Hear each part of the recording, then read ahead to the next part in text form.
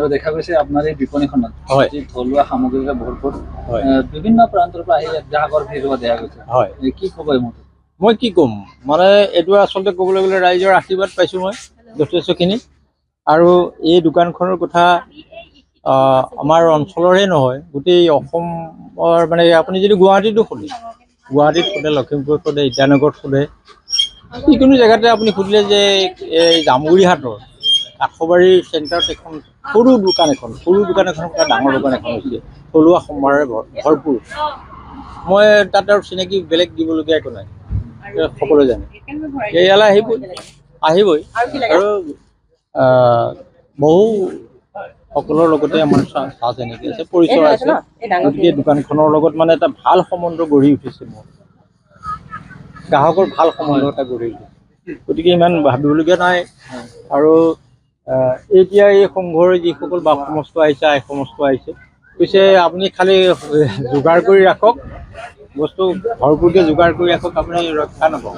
এটি খুব সৌভাগ্যৰ কথা যে আমাৰ ভোগৰ উৎসৱৰ লগত সংগতি ৰাখি আমাৰ স্থানীয় ব্যক্তি উৎসৱৰ আহ্বান জনায় আমাৰ এই 15 নং ৰাষ্ট্ৰীয় ঘাইপথৰ কাষতে ঢেঁকীশাল নামেৰে নামাকৰণ কৰি যি এই ভোগৰ উৎসৱৰ সামগ্ৰীসমূহ, ইয়াত আপোনাৰ চুঙা পিঠাৰ পৰা ধৰি পেলাই কাঠআলুলৈকে ভোগালীৰ উৎসৱত যিখিনি আমাৰ সদ্য ব্যৱহৃত পিঠা পনাকে ধৰি আনুষঙ্গিক যিখিনি দ্ৰব্য লাগে, তেখেতে এই ঢেঁকীশাল নামাকৰণ কৰা বিপণীখনতেই গোটেইখিনি ইয়াতে সুলভভাৱে তেওঁ আমাক ৰাইজৰ মাজলৈ আগবঢ়াই দিব বিচাৰিছে। গতিকে আমি খুব সৌভাগ্যৱান যে আমি এই অঞ্চলটোত, বৃহত্তৰ অঞ্চলটোত এটা ঠাইত গোটেই সামগ্ৰীখিনি যে আমি ক্ৰয় কৰিব পাৰিছোঁ, তাৰ বাবে আমাৰ যথেষ্টখিনি থলুৱা সামগ্ৰীখিনি, গতিকে আমাৰ বহুত সুবিধা হৈছে।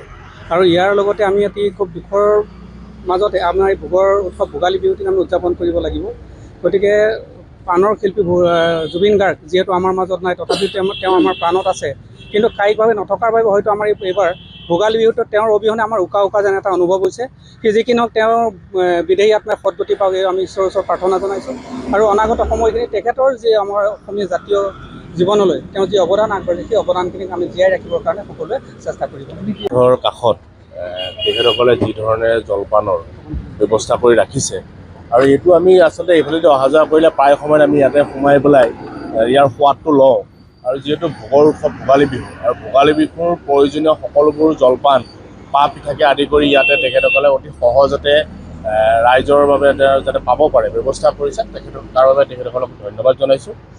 আৰু আমি দুখৰ মাজতো আমাৰ যি উৎসৱ আমি পালন কৰিবই লাগিব। আমাৰ মাজৰ পৰা আমাৰ প্ৰাণৰ শিল্পী জুবিন গাৰ্গ ডাঙৰীয়া হেৰাই গৈছে।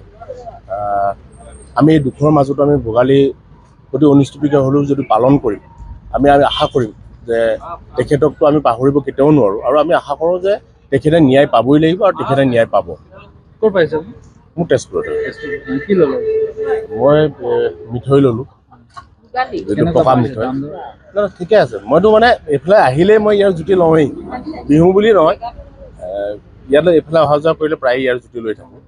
থলুৱা আৰু ইয়াৰ মানে থলুৱা ঘৰত বনোৱাৰ যিটো জুতি, মানে আপুনি হোটেল আৰু ঘৰৰ যিটো পাৰ্থক্য এতিয়া নাপাব, সম্পূৰ্ণ থলুৱাভাৱে কৰা হয়।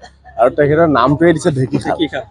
গতিকে ঢেঁকীটোৱে হৈ গ'ল আমাৰ গোটেই বিহুৰ লগত একেবাৰে অতি মানে হেৰিভাৱে জড়িত সঁজুলি। গতিকে ঢেঁকীটোৰ পৰা ধান বানি তাৰ পৰাহে গোটেই ব্যৱস্থাটো চলে। গতিকে তেখেতৰ নামটো যেনেকৈ থলুৱা, তেখেতৰ ইয়াৰ সম্ভাৰো থলুৱা আৰু খুব মানে সোৱাদযুক্ত। আপুনি বাৰু হাড়ৰ সমস্যাৰ কাৰণে পাটনালৈ যাবলৈ চিন্তা কৰি আছে নেকি? এতিয়া আৰু চিন্তা নাই। আপোনাৰ যিকোনো হাড়ৰ সমস্যা হ'লে এতিয়াৰ পৰা আৰু পাটনালৈ যাব নালাগে, কিয়নো এতিয়াৰ পৰা গুৱাহাটীতে পাব সেই সকলো সা সুবিধা। গুৱাহাটীৰ আমিনগাঁৱত অৱস্থিত Patna orthopaedic and multi speciality হস্পিটেলত কম খৰচতে পাব সেই সকলো উন্নত মানদণ্ডৰ চিকিৎসা সেৱা, য'ত অভিজ্ঞ চিকিৎসকৰ দ্বাৰা সম্পন্ন কৰা হয় বিভিন্ন ধৰণৰ হাড়ৰ অস্ত্ৰোপচাৰ। বৰ্তমানলৈকে 3000তকৈও অধিক ৰোগী সুস্থ হৈছে। हमारे हॉस्पिटल में ऑर्थोपेडिक से रिलेटेड हर तरह का इलाज, जैसे कि joint replacement, trauma surgeries, spine surgeries, Ilizarov surgeries और की होल सर्जरी जिसको आर्थ्रोस्कोपी कहते हैं, उसका इलाज संभव है। উন্নত মানদণ্ডৰ সা সুবিধা থকা হস্পিটেলখনত আছে 3টাকৈ VIP ৰুম, 11টা কেবিন, জেনেৰেল ৱাৰ্ডত আছে 12খনকৈ বিচনা, তথা 7খনকৈ বিচনাযুক্ত ICU। তাৰোপৰি এই হস্পিটেলখনৰ ভিতৰতে আছে ফাৰ্মাচীৰো সা-সুবিধা।